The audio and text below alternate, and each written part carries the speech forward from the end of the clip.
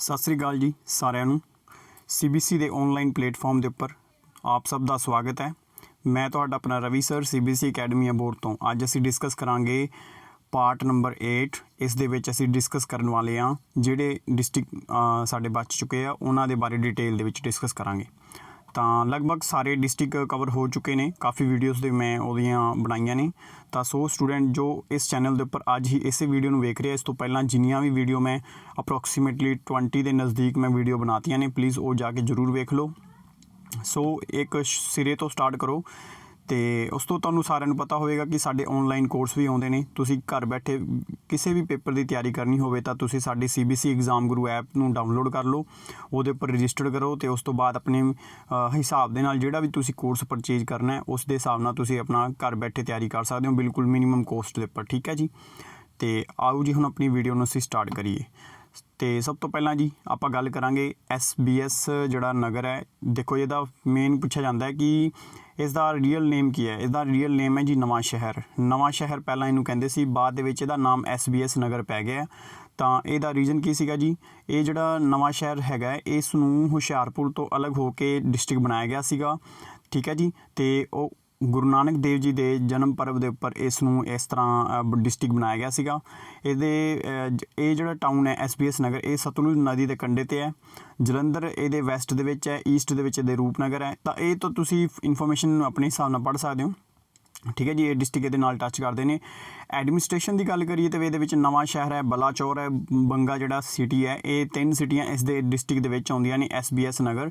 ਤਾਂ SBS ਨਗਰ ਦਾ ਮਤਲਬ ਹੈ ਸ਼ਹੀਦ ਭਗਤ ਸਿੰਘ ਨਗਰ। ਠੀਕ ਹੈ ਜੀ। ਅਤੇ ਇਹ ਤੁਸੀਂ ਯਾਦ ਰੱਖਣਾ, ਇਹ ਸ਼ਹੀਦ ਭਗਤ ਸਿੰਘ ਡਿਸਟ੍ਰਿਕਟ ਹੈ। ਅਤੇ ਨਵਾਂ ਸ਼ਹਿਰ ਜਿਹੜਾ ਹੈ ਇਸ ਦਾ ਕਿਵੇਂ ਨਾਮ ਪਿਆ, ਅਤੇ ਯਾਦ ਰੱਖਿਆ ਜੇ ਅਫਗਾਨ ਰੂਲਰ ਹੁੰਦੇ ਸੀਗੇ ਨੌਸ਼ਰ ਖਾਂ ਇੱਕ ਪਰਸਨ ਹੁੰਦੇ ਸੀਗੇ। ਉਹਨਾਂ ਦੇ ਨਾਮ ਦੇ ਉੱਪਰ ਲੇਟਰ ਟਾਈਮ ਦੇ ਵਿੱਚ ਚੱਲ ਕੇ ਉਹਨਾਂ ਨੇ ਇਹ ਸਿਟੀ ਫਾਊਂਡ ਕੀਤੀ ਸੀ ਅਤੇ ਅੱਗੇ ਚੱਲ ਕੇ ਨਵਾਂ ਸ਼ਹਿਰ ਦਾ ਨਾਮ ਪਿਆ ਸੀ। ਪਰ ਕਹਿੰਦੇ ਜੀ ਬਾਦਲ ਗੌਰਮੈਂਟ ਦੇ ਟਾਈਮ 'ਤੇ ਸਰਦਾਰ ਪ੍ਰਕਾਸ਼ ਸਿੰਘ ਬਾਦਲ ਜੀ ਨੇ ਤੁਹਾਡਾ 27 ਤਰੀਕ ਜਿਹੜਾ 2008 ਦੇ ਵਿੱਚ ਇਸ ਨੂੰ ਆਪਣੀ ਪੂਰੀ ਪਬਲਿਕ ਨੂੰ ਐਡਰੈਸ ਕਰ ਰਹੇ ਸੀਗੇ, ਭਾਸ਼ਣ ਦੇ ਰਹੇ ਸੀ। ਉਸ ਦੇ ਵਿੱਚ ਇਹ ਜਿਹੜਾ ਖੱਟਰ ਕਲਾਂ ਦੇ ਵਿੱਚ ਤਾਂ ਇਹਨਾਂ ਨੇ ਇਸ ਜਿਹੜਾ ਸ਼ਹੀਦ ਭਗਤ ਸਿੰਘ ਜਿਹੜੇ ਕਿ ਜਿਨ੍ਹਾਂ ਨੂੰ ਸ਼ਹੀਦ ਆਜ਼ਮ ਵੀ ਕਿਹਾ ਜਾਂਦਾ ਹੈ ਟਾਈਟਲ ਦੇ ਵਿੱਚ, ਉਹਨਾਂ ਦੇ ਨਾਮ ਦੇ ਉੱਪਰ ਇਸ ਨਗਰ ਦਾ ਨਾਮ ਹੈ, ਡਿਸਟ੍ਰਿਕਟ ਦਾ ਨਾਮ ਰੱਖਿਆ ਸੀਗਾ ਸ਼ਹੀਦ ਭਗਤ ਸਿੰਘ ਨਗਰ। ਠੀਕ ਹੈ ਜੀ। ਇਹ ਤੁਸੀਂ ਯਾਦ ਰੱਖ ਲਿਆ ਜੀ। ਠੀਕ ਹੈ ਜੀ। ਉਸ ਤੋਂ ਬਾਅਦ ਗੱਲ ਕਰਦੇ ਹਾਂ ਕਿ ਖੱਟਰ ਕਲਾਂ ਸਿਟੀ ਜਿਹੜੀ ਹੈ ਇਹ ਕੀ ਹੈ ਜੀ, ਇਹ ਬੰਗਾ ਟਾਊਨ ਦੇ ਆਊਟਸਾਈਡ ਹੈ। ਠੀਕ ਹੈ ਜੀ। ਅਤੇ ਇਸ ਵਿਲੇਜ ਦੇ ਵਿੱਚ ਕੀ ਸੀਗੇ ਜੀ, ਭਗਤ ਸਿੰਘ ਦੇ ਜਿਹੜੇ ਕਹਿੰਦੇ ਪੂਰਵਜ ਇੱਥੇ ਰਹਿੰਦੇ ਹੁੰਦੇ ਸੀਗੇ। ਅਤੇ ਉਸ ਤੋਂ ਬਾਅਦ ਸ਼ਹੀਦ ਭਗਤ ਸਿੰਘ ਜਿਨ੍ਹਾਂ ਨੂੰ ਇੱਥੇ ਤੁਹਾਨੂੰ ਪਤਾ ਹੋਵੇਗਾ 31 ਮਾਰਚ 1931 ਦੇ ਵਿੱਚ ਉਹਨਾਂ ਦੀ ਡੈਥ ਜਿਹੜਾ ਬ੍ਰਿਟਿਸ਼ ਗੌਰਮੈਂਟ ਦੇ ਦੁਆਰਾ ਕਰਵਾਈ ਗਈ ਸੀ, ਸ਼ਹੀਦ ਕੀਤਾ ਗਿਆ ਸੀ ਉਹਨਾਂ ਨੂੰ। ਅਤੇ ਉਸ ਤੋਂ ਬਾਅਦ ਇਹਨਾਂ ਦਾ ਮਿਊਜ਼ੀਅਮ ਇੱਥੇ ਹੈਗਾ ਜੀ, ਪੰਜਾਬ ਗੌਰਮੈਂਟ ਦੇ ਦੁਆਰਾ ਉਹਨੂੰ ਪ੍ਰਜ਼ਰਵ ਕੀਤਾ ਗਿਆ। ਠੀਕ ਹੈ ਜੀ। ਇਹ ਵੀ ਤੁਸੀਂ ਯਾਦ ਰੱਖਣਾ ਹੈ। ਹੋਰ ਇਸ ਡਿਸਟ੍ਰਿਕਟ ਦੇ ਵਿੱਚ ਇੰਪੋਰਟੈਂਟ ਗੱਲ ਸਾਡੇ ਲਾਇਕ ਹੈਗੀ ਹੈ ਜੀ, ਕਿਉਂਕਿ ਸੈਕਿੰਡ ਹਾਈਐਸਟ ਸੈਕਸ ਰੇਸ਼ੋ ਜਿਹੜੀ ਹੈ ਪਰ ਹਜ਼ਾਰ ਦੇ ਮਗਰ ਕਿੰਨੀਆਂ ਕੁੜੀਆਂ ਨੇ, ਗਰਲਸ ਹੈਗੀਆਂ ਨੇ, ਉਹ ਇੱਥੇ ਸਭ ਤੋਂ ਜ਼ਿਆਦਾ ਹੈ। ਅਤੇ ਉਸ ਤੋਂ ਬਾਅਦ ਸਭ ਤੋਂ ਜ਼ਿਆਦਾ ਚਾਈਲਡ ਸੈਕਸ ਰੇਸ਼ੋ। ਠੀਕ ਹੈ ਜੀ। ਇਹ ਬਹੁਤ ਜ਼ਿਆਦਾ ਇੰਪੋਰਟੈਂਟ ਹੈ ਕਿ 6 ਸਾਲ ਤੋਂ ਘੱਟ ਬੱਚੇ ਪਰ ਹਜ਼ਾਰ ਦੇ ਮਗਰ ਕਿੰਨੇ ਨੇ, ਉਹ ਵੀ ਇੱਥੇ ਸਭ ਤੋਂ ਜ਼ਿਆਦਾ ਹੈ। ਠੀਕ ਹੈ ਜੀ। ਆਈ ਹੋਪ ਕਿ ਤੁਹਾਨੂੰ ਇਹ ਡਿਸਟ੍ਰਿਕਟ ਦੇ ਬਾਰੇ ਸਮਝ ਆ ਗਿਆ ਹੋਵੇਗਾ। ਅਤੇ ਨੈਕਸਟ ਡਿਸਟ੍ਰਿਕਟ ਦੇ ਬਾਰੇ ਆਪਾਂ ਗੱਲ ਕਰਦੇ ਹਾਂ। ਨੈਕਸਟ ਜਿਹੜਾ ਡਿਸਟ੍ਰਿਕਟ ਹੈ ਉਹ ਹੈਗਾ ਜੀ ਸਾਹਿਬਜ਼ਾਦਾ ਅਜੀਤ ਸਿੰਘ ਨਗਰ, ਜਿਹਨੂੰ ਆਪਾਂ ਕਹਿ ਦਿੰਦੇ ਹਾਂ ਅੱਜ ਮੋਹਾਲੀ। ਠੀਕ ਹੈ ਜੀ। ਮੋਹਾਲੀ ਡਿਸਟ੍ਰਿਕਟ ਨੂੰ ਆਪਾਂ ਸਾਹਿਬਜ਼ਾਦਾ ਅਜੀਤ ਸਿੰਘ ਨਗਰ ਕਹਿ ਦਿੰਦੇ ਹਾਂ। ਤਾਂ ਇਸ ਡਿਸਟ੍ਰਿਕਟ ਦੇ ਵਿੱਚ ਇਸ ਨੂੰ ਮੋਹਾਲੀ ਕਿਹਾ ਜਾਂਦਾ, ਇਹ ਤੁਹਾਨੂੰ ਪਤਾ ਹੋਵੇਗਾ। ਰੋਪੜ ਅਤੇ ਪਟਿਆਲਾ ਡਿਸਟ੍ਰਿਕਟ ਦੇ ਬਿਟਵੀਨ ਇਹ ਡਿਸਟ੍ਰਿਕਟ ਆਉਂਦਾ। ਅਤੇ ਤੁਸੀਂ ਮੈਪ ਦੇ ਵਿੱਚ ਵੇਖ ਲਿਆ ਜੀ, ਇਹ ਪੰਜਾਬ ਦਾ ਬਣਿਆ ਸੀ 18ਵਾਂ ਡਿਸਟ੍ਰਿਕਟ 2006 ਦੇ ਵਿੱਚ। ਠੀਕ ਹੈ ਜੀ। ਅਤੇ ਇਹ ਜਿਹੜਾ ਨਾਮ ਹੈ ਇਹ ਗੁਰੂ ਗੋਬਿੰਦ ਸਿੰਘ ਜੀ ਦੇ ਐਲਡੈਸਟ ਜਿਹੜੇ ਬੇਟੇ ਸੀਗੇ ਸਾਹਿਬਜ਼ਾਦਾ ਅਜੀਤ ਸਿੰਘ, ਉਹਨਾਂ ਦੇ ਨਾਮ ਦੇ ਉੱਪਰ ਇਸ ਦਾ ਨਾਮ ਰੱਖਿਆ ਗਿਆ ਸੀਗਾ। ਠੀਕ ਹੈ ਜੀ। ਅਤੇ ਸਾਹਿਬਜ਼ਾਦਾ ਅਜੀਤ ਸਿੰਘ ਇਹ ਤੁਸੀਂ ਨਗਰ ਇਸ ਦਾ ਨਾਮ ਦੇਖ ਲਓ। ਅਤੇ ਇਹਦੇ ਰੋਪੜ ਇਹਦੇ ਨੌਰਥ ਦੇ ਵਿੱਚ ਹੈ, ਵੈਸਟ ਦੇ ਵਿੱਚ ਚੰਡੀਗੜ੍ਹ ਜਿਹੜੀ ਕੈਪੀਟਲ ਹੈ ਸਾਡੀ ਇਹਦੇ ਨਾਲ ਹੀ ਪੈਂਦੀ ਹੈ ਮੋਹਾਲੀ ਦੇ। ਅਤੇ ਉਸ ਤੋਂ ਬਾਅਦ ਫਤਿਹਗੜ੍ਹ ਪਟਿਆਲਾ ਇਹਦੇ ਨਾਲ ਟੱਚ ਹੁੰਦੇ ਆ। ਠੀਕ ਹੈ ਜੀ। ਐਡਮਿਨਿਸਟ੍ਰੇਸ਼ਨ ਦੀ ਗੱਲ ਕਰੀਏ ਤਾਂ ਇਹਦੇ ਵਿੱਚ ਖਰੜ ਆ ਗਿਆ, SBS ਜਿਹੜਾ ਨਗਰ ਮੋਹਾਲੀ ਆ ਗਿਆ, ਡੇਰਾ ਬੱਸੀ ਆ ਗਿਆ। ਗੱਲ ਕਰਦੇ ਹਾਂ ਤਾਂ ਰੈਂਕਿੰਗ ਦੇ ਵਿੱਚ ਕੀ ਹਿਸਾਬ ਕਿਤਾਬ ਹੈ, ਤਾਂ ਉਸ ਦੇ ਵਿੱਚ ਦੇਖੋ ਜੀ ਸੈਕਿੰਡ ਹਾਈਐਸਟ ਕਹਿੰਦੇ ਪੜ੍ਹੇ ਲਿਖੇ ਲੋਕ ਜਿਹੜੇ ਨੇ, ਸਭ ਤੋਂ ਪਹਿਲਾਂ ਤਾਂ ਹੈਗੇ ਹੁਸ਼ਿਆਰਪੁਰ ਦੇ ਵਿੱਚ, but second highest literacy rate ਜਿਹੜਾ ਸਭ ਤੋਂ ਜ਼ਿਆਦਾ ਹੈਗਾ ਉਹ ਹੈਗਾ ਤੁਹਾਡਾ ਰੈਂਕਿੰਗ ਦੇ ਵਿੱਚ ਮੋਹਾਲੀ ਦਾ। ਡਿਕੈਡਲ ਗਰੋਥ ਮਤਲਬ ਕਹਿੰਦੇ ਜੀ ਹੁਣ ਜਿਹੜੇ ਪਿਛਲੇ 10 ਸਾਲ ਹੋਏ ਹੈ ਉਹਦੇ ਵਿੱਚ ਸਭ ਤੋਂ ਜ਼ਿਆਦਾ ਗਰੋਥ ਕਿਹੜੇ ਡਿਸਟ੍ਰਿਕਟ ਨੇ ਕੀਤੀ ਹੈ, ਤਾਂ ਫਿਰ ਆਊਗਾ ਜੀ ਤੁਹਾਡਾ SAS ਨਗਰ ਨੇ। ਠੀਕ ਹੈ ਜੀ। ਡੈਂਸਿਟੀ ਵਾਈਜ਼ ਪੋਪੂਲੇਸ਼ਨ ਦੀ ਗੱਲ ਕਰੀਏ ਤਾਂ ਪੋਪੂਲੇਸ਼ਨ ਦੇ ਵਾਈਜ਼ ਥਰਡ ਹਾਈਐਸਟ ਪੋਪੂਲੇਸ਼ਨ ਹੈਗੀ ਹੈ। ਏਰੀਆ ਵਾਈਜ਼ ਕਹੀਏ ਜੀ ਤਾਂ ਸੈਕਿੰਡ ਸਮੋਲੈਸਟ ਡਿਸਟ੍ਰਿਕਟ ਹੈਗਾ। ਸਭ ਤੋਂ ਪਹਿਲਾ ਸਮੋਲੈਸਟ ਡਿਸਟ੍ਰਿਕਟ ਸਾਡਾ ਪਠਾਨਕੋਟ ਹੈ। ਆਈ ਹੋਪ ਕਿ ਤੁਹਾਨੂੰ ਸਾਰਿਆਂ ਨੂੰ ਸਮਝ ਆ ਗਿਆ ਹੋਵੇਗਾ। ਤੇ ਉਸ ਤੋਂ ਬਾਅਦ ਇੰਪੋਰਟੈਂਟ ਪੁਆਇੰਟ ਹੋਰ ਕੁਝ ਵੇਖ ਲੈਂਦੇ ਹਾਂ। ਕਹਿੰਦੇ ਜੀ ਸਭ ਤੋਂ ਖਰੜ, ਮੋਹਾਲੀ, ਕੁਰਾਲੀ ਤੇ ਬਨੌਰ, ਜ਼ੀਰਕਪੁਰ, ਡੇਰਾਬੱਸੀ ਇਹ ਸਾਰੇ ਇੰਪੋਰਟੈਂਟ ਟਾਊਨ ਇਹ ਮੋਹਾਲੀ ਦੇ ਨਜ਼ਦੀਕ ਪੈਂਦੇ ਨੇ। ਤੁਸੀਂ ਅਕਸਰ ਪੇਪਰ ਦੇਣ ਜਾਂਦੇ ਹੁੰਦੇ ਤਾਂ ਵੇਖਿਆ ਵੀ ਹੋਵੇਗਾ। ਤੇ ਉਸ ਤੋਂ ਬਾਅਦ ਵਰਲਡ ਕਲਾਸ ਸਟੇਡੀਅਮ ਹੈ ਸਾਨੂੰ, ਜਿਹਨੂੰ ਆਪਾਂ PCA ਕਹਿ ਦਿੰਦੇ ਹਾਂ, ਮੋਹਾਲੀ ਦੇ ਵਿੱਚ ਹੈਗਾ। ਇੱਥੇ ਇੰਟਰਨੈਸ਼ਨਲ ਮੈਚ ਹੁੰਦੇ ਆ। ਨਾਈਪਰ ਜਿਹੜੀ ਇੰਡਸਟਰੀ ਹੈਗੀ ਹੈ, national institute of pharma educational research ਜਿਹੜਾ ਸੈਂਟਰ ਹੈ ਉਹ ਮੋਹਾਲੀ ਦੇ ਵਿੱਚ ਹੈ। ਸਪੈਸ਼ਲ ਇਕਨੋਮਿਕ ਜ਼ੋਨ ਸਾਡਾ ਕੁਆਰਕ ਪਾਰਕ ਜਿਹੜਾ ਹੈ ਉਹ ਵੀ ਮੋਹਾਲੀ ਦੇ ਵਿੱਚ ਹੈ। ਮੋਹਾਲੀ ਸਾਡਾ IT ਹੱਬ ਮੰਨਿਆ ਜਾਂਦਾ। ਬਹੁਤ ਇੰਪੋਰਟੈਂਟ ਕੁਐਸਚਨ ਹੈ। ਨਾਰਥ ਇੰਡੀਆ ਦੇ ਵਿੱਚ PTL ਪੰਜਾਬ ਟਰੈਕਟਰ ਲਿਮਟਿਡ, ਇੱਥੇ ਜਿਹੜਾ ਜੀ ਸਵਰਾਜ ਟਰੈਕਟਰ ਦੀ ਮੈਨੂਫੈਕਚਰਿੰਗ ਹੁੰਦੀ ਹੈ, ਇਹ ਵੀ ਤੁਹਾਡਾ ਮੋਹਾਲੀ ਦੇ ਵਿੱਚ ਹੈ। ਠੀਕ ਹੈ ਜੀ। ਤੇ ਉਸ ਤੋਂ ਬਾਅਦ ਰਣਬੈਕਸੀ ਲੈਬੋਰਟਰੀ ਜਿਹੜੀ ਤੁਹਾਡੀ ਹੈ ਉਹ ਵੀ ਮੋਹਾਲੀ ਦੇ ਵਿੱਚ ਨੇ। ਆਲ ਇੰਡੀਆ ਜਿਹੜਾ ਪਨਕੌਮ ਜਿਹੜਾ ਹੈ ਉਹ ਵੀ ਮੋਹਾਲੀ ਦੇ ਵਿੱਚ ਹੈ। ਠੀਕ ਹੈ ਜੀ। ਸੁਪਰ ਸਪੈਸ਼ਲਿਸਟ ਜਿਹੜੇ ਹਸਪੀਟਲ ਫੋਰਟਿਸ ਜਿਹੜੇ ਹੈਗੇ ਨੇ ਉਹ ਰਣਬੈਕਸੀ ਨੂੰ ਸੇਲ ਕਰਕੇ ਜਿਹੜੇ ਫੋਰਟਿਸ ਜਿਹੜਾ ਬਣਾਇਆ ਸੀਗਾ, ਉਹ ਜਿਹੜੇ ਪੂਰੀ ਆਪਣੇ ਹਿੰਦੁਸਤਾਨ ਦੇ ਵਿੱਚ 40 ਹਸਪੀਟਲ ਨੇ ਤੇ ਉਹਦੇ ਵਿੱਚ ਇਹ ਫੋਰਟਿਸ ਹਸਪੀਟਲ ਵੀ ਤੁਹਾਡਾ ਮੋਹਾਲੀ ਦੇ ਵਿੱਚ ਹੈ। ਇਹ ਵੀ ਤੁਸੀਂ ਯਾਦ ਰੱਖਣਾ। ਤੇ ਪੰਜਾਬ ਐਜੂਕੇਸ਼ਨ ਬੋਰਡ ਸਾਡਾ ਪੰਜਾਬ ਸਕੂਲ ਐਜੂਕੇਸ਼ਨ ਬੋਰਡ ਜੋ ਹੈ ਉਹ ਕਿ ਤੁਹਾਨੂੰ ਪਤਾ ਹੋਵੇਗਾ 8 ਫੇਜ਼ ਦੇ ਵਿੱਚ ਮੋਹਾਲੀ ਦੇ ਵਿੱਚ ਹੈ। ਠੀਕ ਹੈ ਜੀ। ਤੇ ਬੰਦਾ ਸਿੰਘ ਬਹਾਦਰ ਦਾ ਮੈਮੋਰੀਅਲ ਚੱਪੜਚਿੜੀ ਦੇ ਉੱਪਰ ਤੁਹਾਨੂੰ ਪਤਾ ਵਜ਼ੀਰ ਖਾਨ ਨੂੰ ਹਰਾ ਕੇ ਇੱਥੇ ਬਣਾਇਆ ਗਿਆ ਸੀਗਾ। ਤੇ ਇਹ ਜਿਹੜਾ ਇਹਦਾ ਕੁਐਸਚਨ ਇਹ ਆਉਂਦਾ ਕਿ ਇਹਨਾਂ ਦੀ ਇੱਥੇ ਜਿਹੜੀ ਟੌਮ ਬਣੀ ਹੈ ਇਹ ਆਪਣਾ ਕੀ ਨਾਮ ਹੈ ਜੀ, ਕੁਤੁਬਦੀਨ ਦੇ ਦੁਆਰਾ ਬਣਾਈ ਗਈ ਕੁਤੁਬ ਮੀਨਾਰ ਤੋਂ ਵੱਡੀ ਹੈ। ਠੀਕ ਹੈ ਜੀ। ਚੱਪੜਚਿੜੀ ਮੋਹਾਲੀ ਦੇ ਨੇੜੇ। ਠੀਕ ਹੈ ਜੀ। ਇਹ ਤੁਸੀਂ ਯਾਦ ਰੱਖਣਾ। ਆਈ ਹੋਪ ਕਿ ਤੁਹਾਨੂੰ ਇਹ ਦੋਨੇ ਮੈਂ ਚੀਜ਼ਾਂ ਕਰਵਾਤੀਆਂ ਨੇ। ਹੁਣ ਆਪਾਂ ਨੈਕਸਟ ਡਿਸਟ੍ਰਿਕਟ ਕਰਾਂਗੇ ਜੀ ਮਲੇਰਕੋਟਲਾ, ਜਿਹੜੀ ਕਿ ਹੁਣ ਲੇਟੈਸਟ 2021 ਦੇ ਵਿੱਚ ਕੈਪਟਨ ਅਮਰਿੰਦਰ ਸਿੰਘ ਦੇ ਦੁਆਰਾ ਅਨਾਊਂਸਮੈਂਟ ਕੀਤੀ ਗਈ ਹੈ, ਸਾਡੇ ਪੰਜਾਬ ਦੇ CM। ਠੀਕ ਹੈ ਜੀ। ਉਹਨਾਂ ਦੇ ਵੱਲੋਂ ਅਨਾਊਂਸਮੈਂਟ ਕੀਤੀ ਗਈ ਹੈ ਤੇ ਇਸ ਦੇ ਬਾਰੇ ਆਪਾਂ ਹੋਰ ਡਿਟੇਲ ਦੇ ਵਿੱਚ ਡਿਸਕਸ ਕਰ ਲੈਂਦੇ ਹਾਂ। ਹਾਂਜੀ ਸਟੂਡੈਂਟ, ਤੇ ਹੁਣ ਆਪਾਂ ਗੱਲ ਕਰਦੇ ਹਾਂ ਜੀ ਮਲੇਰਕੋਟਲਾ ਡਿਸਟ੍ਰਿਕਟ ਦੇ ਬਾਰੇ। ਇਹ ਸਾਡੇ ਪੰਜਾਬ ਦਾ 23rd ਡਿਸਟ੍ਰਿਕਟ ਬਣਿਆ। ਇਹ ਵੀ ਤੁਸੀਂ ਯਾਦ ਰੱਖਣਾ ਹੈ ਕਿਹੜੀ ਡਿਸਟ੍ਰਿਕਟ ਦੇ ਵਿੱਚੋਂ ਕੱਟ ਕਰਕੇ ਬਣਾਇਆ ਗਿਆ ਇਹਨੂੰ। ਤਾਂ ਸੰਗਰੂਰ ਤੋਂ ਕਰਵ ਆਊਟ ਕੀਤਾ ਗਿਆ ਇਸ ਨੂੰ, ਤੇ ਇਹ ਤੁਸੀਂ ਯਾਦ ਰੱਖਣਾ ਸੰਗਰੂਰ ਡਿਸਟ੍ਰਿਕਟ ਤੋਂ ਕੱਟ ਕੇ ਇਸ ਨੂੰ ਐਜ਼ ਇੱਕ ਡਿਸਟ੍ਰਿਕਟ ਦਾ ਦਰਜਾ ਦਿੱਤਾ ਗਿਆ ਪੰਜਾਬ ਗੌਰਮੈਂਟ ਦੇ CM ਕੈਪਟਨ ਅਮਰਿੰਦਰ ਸਿੰਘ ਜੀ। ਠੀਕ ਹੈ ਜੀ। ਇਹ ਤੁਸੀਂ ਯਾਦ ਰੱਖਣਾ ਹੈ। ਇਹ ਕੀਤਾ ਗਿਆ ਸੀ ਈਦ ਦੇ ਮੌਕੇ ਦੇ ਉੱਪਰ। ਠੀਕ ਹੈ ਜੀ। ਇਹ ਤੁਸੀਂ ਯਾਦ ਰੱਖਣਾ। ਤੇ ਉਸ ਤੋਂ ਬਾਅਦ ਇਸ ਦੇ ਵਿੱਚ ਹੁਣ ਨਵੀਆਂ ਜਿਹੜੀਆਂ ਇੰਪੋਰਟੈਂਟਸ ਅਪਡੇਟ ਜਿਹੜੀਆਂ ਕਿ ਅਨਾਊਂਸਮੈਂਟ ਕੀਤੀਆਂ ਗਈਆਂ ਉਹ ਆਪਾਂ ਵੇਖ ਲੈਂਦੇ ਹਾਂ।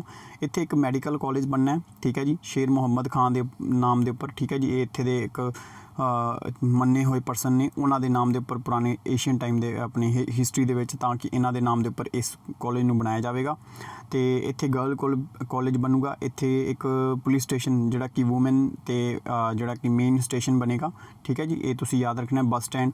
ਤਾਂ ਮਤਲਬ ਜਦੋਂ ਵੀ ਕੋਈ ਡਿਸਟ੍ਰਿਕਟ ਬਣਦਾ ਤਾਂ ਚਲੋ ਡਿਵੈਲਪਮੈਂਟ ਤਾਂ ਹੁੰਦੀ ਹੈ, ਉਹ ਤਾਂ ਗੱਲ ਹੈਗੀ ਹੈ। ਇਹ ਹੁਣ ਇਹ ਤਾਂ ਆਪਣੇ ਜਿਹੜੀਆਂ ਕੰਮ ਦੀ ਗੱਲ ਨਹੀਂ ਹੈਗੀ ਹੈ ਵੀ ਇੱਥੇ ਕੀ ਬਣ ਰਿਹਾ ਜਾਂ ਕੀ ਨਹੀਂ ਬਣ ਰਿਹਾ। ਤਾਂ ਮੇਨ ਤੁਸੀਂ ਯਾਦ ਰੱਖਣਾ ਕਿ ਮੈਡੀਕਲ ਕਾਲਜ ਬਣਦਾ ਪਿਆ, ਬਾਕੀ ਸਾਰੇ ਆਪਣੇ ਕੰਮ ਦੇ ਨਹੀਂ ਹੈਗੇ ਨੇ। ਤੇ ਉਸ ਤੋਂ ਬਾਅਦ ਦੇਖੋ ਜੀ ਇੱਥੇ ਇੱਕ ਇਹ ਜ਼ਰੂਰ ਕੰਮ ਦਾ ਹੈਗਾ ਆਪਣੇ 5ਵਾਂ ਪੁਆਇੰਟ, ਜਿਹੜਾ ਕਿ ਇੱਕ ਮੁਬਾਰਕ ਪੈਲੇਸ ਹੈ, ਮੰਜ਼ਿਲ ਪੈਲੇਸ। ਇਸ ਨੂੰ ਪ੍ਰੀਜ਼ਰਵ ਕੀਤਾ ਜਾਵੇਗਾ ਪੰਜਾਬ ਗੌਰਮੈਂਟ ਦੇ ਦੁਆਰਾ। ਠੀਕ ਹੈ ਜੀ। ਕਿਉਂਕਿ ਬੇਗਮ ਮੁਨਾਵਰ ਉਰ ਨਿਸਾ ਦੇ ਦੁਆਰਾ ਇਸ ਨੂੰ ਅਪੀਲ ਕੀਤੀ ਗਈ ਸੀ ਕਿ ਇਸ ਨੂੰ ਵੀ ਐਜ਼ ਇਸ ਨੂੰ ਪ੍ਰੀਜ਼ਰਵ ਕੀਤਾ ਜਾਵੇ। ਠੀਕ ਹੈ ਜੀ। ਇਹ ਤੁਸੀਂ ਯਾਦ ਰੱਖਣਾ ਹੈ। ਉਸ ਤੋਂ ਬਾਅਦ ਮਲੇਰਕੋਟਲਾ ਇੱਕ ਤੁਹਾਨੂੰ ਕੀ ਰਿਹਾ ਜੀ, ਇੱਕ ਪੈਪਸੂ ਦੇ ਬਾਰੇ ਤੁਸੀਂ ਸੁਣਿਆ ਹੋਵੇਗਾ। ਪੈਪਸੂ ਦੇ ਬਾਰੇ ਅਸੀਂ ਪੜ੍ਹਾਂਗੇ ਹਿਸਟਰੀ ਦੇ ਵਿੱਚ। ਤਾਂ ਜਿਹੜਾ ਪੈਪਸੂ ਸੀਗਾ ਉਹਦੇ ਵਿੱਚ 8 ਪ੍ਰਿੰਸਲੀ ਸਟੇਟਾਂ ਸੀਗੀਆਂ, ਉਹਦੇ ਵਿੱਚ ਮਲੇਰਕੋਟਲਾ ਵੀ ਇੱਕ ਸਾਡੀ ਕੀ ਸੀ, ਪ੍ਰਿੰਸਲੀ ਸਟੇਟ ਸੀ। ਠੀਕ ਹੈ ਜੀ। ਇਹ ਗਰੁੱਪ 8 ਜਿਹੜੇ ਰਜਵਾੜਿਆਂ ਦੇ ਗਰੁੱਪ ਦੇ ਵਿੱਚ ਇੱਕ ਪ੍ਰਿੰਸਲੀ ਸਟੇਟ ਸੀ। ਇਹ ਵੀ ਤੁਸੀਂ ਯਾਦ ਰੱਖਣਾ। ਤੇ ਇਹ 1948 ਦੇ ਟਾਈਮ ਦੇ ਉੱਪਰ ਜਦੋਂ ਪੈਪਸੂ ਬਣਿਆ ਸੀਗਾ ਤਾਂ ਮਲੇਰਕੋਟਲਾ ਨੂੰ ਵੀ ਐਜ਼ ਏ ਕੀ ਬਣਾਇਆ ਗਿਆ ਸੀਗਾ ਜੀ, ਪ੍ਰਿੰਸਲੀ ਸਟੇਟ ਬਣਾਇਆ ਗਿਆ ਸੀਗਾ ਬ੍ਰਿਟਿਸ਼ ਗੌਰਮੈਂਟ ਦੇ ਦੁਆਰਾ।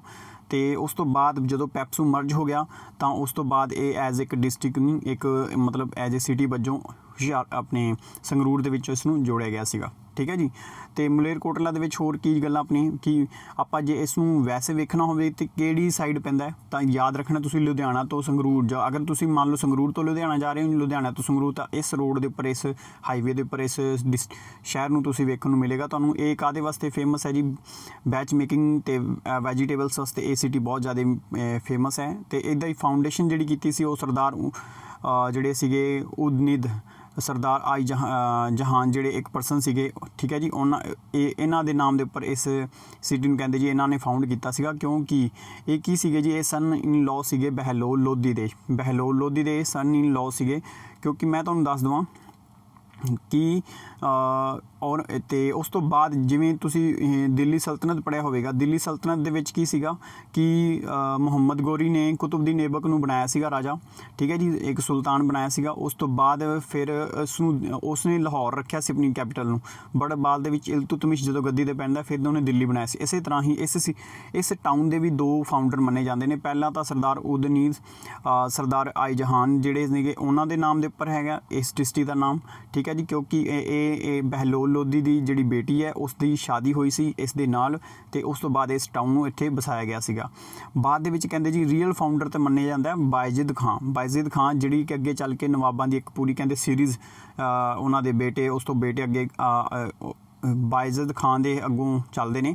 ਕਿਉਂਕਿ ਰੀਜ਼ਨ ਕੀ ਸੀਗਾ ਜੀ, ਬਾਇਜ਼ਿਦ ਖਾਂ ਕੀ ਸੀਗਾ ਜੀ, ਆਰਮੀ ਕਮਾਂਡਰ ਸੀਗਾ ਔਰੰਗਜ਼ੇਬ ਦੀ ਸੈਨਾ ਦੇ ਵਿੱਚ, ਤੇ ਸ਼ਿਕਾਰ ਖੇਡਦੇ ਟਾਈਮ ਕਹਿੰਦੇ ਜੀ ਔਰੰਗਜ਼ੇਬ ਦੇ ਟਾਈਮ ਦੇ ਉੱਪਰ ਇਸ ਨੇ ਬਚਾਇਆ ਸੀਗਾ ਟਾਈਗਰ ਤੋਂ, ਤੇ ਜਿਸ ਤੋਂ ਖੁਸ਼ ਹੋ ਕੇ ਫਿਰ ਔਰੰਗਜ਼ੇਬ ਨੇ ਇਸ ਬਾਇਜ਼ਿਦ ਖਾਨ ਨੂੰ ਕਿਹਾ ਸੀਗਾ ਵੀ ਤੁਸੀਂ ਆਪ ਦਾ ਗ੍ਰਾਂਟ, ਉਸ ਦੀ ਬਰੇਵਰੀ, ਉਹਦੀ ਜਿਹੜੀ ਰਾਈਟ ਦਿੱਤੇ ਸੀ, ਤੁਸੀਂ ਜਾ ਕੇ ਵੀ ਆਪ ਦਾ ਇੱਕ ਸਟੇਟ ਵਸਾ ਲਓ, ਠੀਕ ਹੈ ਜੀ, ਰਾਇਲ ਸਟੇਟ ਬਣਾ ਲਓ। ਤੇ ਉਸ ਤੋਂ ਬਾਅਦ ਕਹਿੰਦੇ ਜੀ ਉਸ ਤੋਂ ਮਲੇਰਕੋਟਲਾ ਆ ਕੇ ਉਹਨਾਂ ਨੇ ਆਪਣਾ ਸਟੇਟ ਵਸਾਇਆ ਸੀਗਾ, ਠੀਕ ਹੈ ਜੀ, ਪ੍ਰਿੰਸਲੀ ਸਟੇਟ ਬਣਾ ਲਿਆ ਸੀਗਾ। ਅੱਗੇ ਮਲੇਰਕੋਟਲਾ ਦੇ ਵਿੱਚ ਚੱਲ ਕੇ ਜਿਹੜਾ ਮਲੇਰਕੋਟਲਾ ਫੇਮਸ ਕਦੋਂ ਹੋਇਆ, ਉਹ ਹੋਇਆ ਸੀਗਾ ਕਹਿੰਦੇ ਜੀ ਬਾਇਜ਼ਿਦ ਖਾਨ ਦਾ ਜਿਹੜਾ ਬੇਟਾ ਸੀ ਗ੍ਰੈਂਡਸਨ, ਉਸ ਦਾ ਨਾਮ ਸੀ ਨਵਾਬ ਸ਼ੇਰ ਮੁਹੰਮਦ ਖਾਂ। ਕਿਉਂਕਿ ਔਰੰਗਜ਼ੇਬ ਦੇ ਟਾਈਮ ਦੇ ਉੱਪਰ ਸਰਹਿੰਦ ਕੀ ਹੁੰਦਾ ਸੀਗਾ, ਸੈਂਟਰ ਸੀਗਾ ਜੀ ਪੰਜਾਬ ਦੇ ਵਿੱਚ, ਕਾਹਦੇ ਵਾਸਤੇ ਜੀ, ਰਿਲੀਜੀਅਸ ਪ੍ਰੋਸੀਕਿਊਸ਼ਨ ਵਾਸਤੇ, ਮਤਲਬ ਇਸਲਾਮ ਧਰਮ ਨੂੰ ਕਬੂਲ ਕਰਵਾਉਣ ਵਾਸਤੇ ਸਭ ਤੋਂ ਜ਼ਿਆਦਾ ਵੱਡੀ ਜ਼ਿੰਮੇਵਾਰੀ ਵਜ਼ੀਰ ਖਾਨ ਨੂੰ ਦਿੱਤੀ ਗਈ ਸੀ, ਜਿਸ ਨੇ ਬਹੁਤ ਜ਼ਿਆਦਾ ਤੰਗ ਕੀਤਾ ਸੀ ਸਿੱਖਾਂ ਨੂੰ।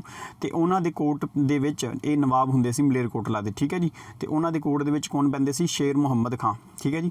ਹੁਣ ਜਦੋਂ ਤੁਹਾਨੂੰ ਪਤਾ ਹੋਵੇਗਾ ਸਰਹਿੰਦ ਦੇ ਵਿੱਚ ਜਦੋਂ ਗੁਰੂ ਗੋਬਿੰਦ ਸਿੰਘ ਜੀ ਦੇ ਦੋਨੇ ਸਾਹਿਬਜ਼ਾਦਿਆਂ ਨੂੰ ਨੀਹਾਂ ਦੇ ਵਿੱਚ ਚਿਣਵਾਇਆ ਜਾ ਰਿਹਾ ਸੀ, ਤਾਂ ਉਸ ਦਾ ਵਿਰੋਧ ਕੀਤਾ ਸੀ ਸ਼ੇਰ ਸ਼ਾਹ ਜਿਹੜਾ ਨਵਾਬ ਸੀਗਾ ਉਸਨੇ। ਤੇ ਉਸ ਤੋਂ ਬਾਅਦ ਉਹਨੇ ਦੱਸਿਆ ਸੀਗਾ ਵੀ ਇਹ ਇਸਲਾਮ ਧਰਮ ਸਾਨੂੰ ਇਸ ਚੀਜ਼ ਦੀ ਆਗਿਆ ਨਹੀਂ ਦਿੰਦਾ ਕਿ ਅਸੀਂ ਕਿਸੇ ਨਿਆਣੇ ਬੱਚਿਆਂ ਨੂੰ ਇਸ ਤਰ੍ਹਾਂ ਗਲਤ ਤਰੀਕੇ ਨਾਲ ਐਸੇ ਪ੍ਰੋਸੀਕਿਊਟ ਕਰੀਏ, ਠੀਕ ਹੈ ਜੀ।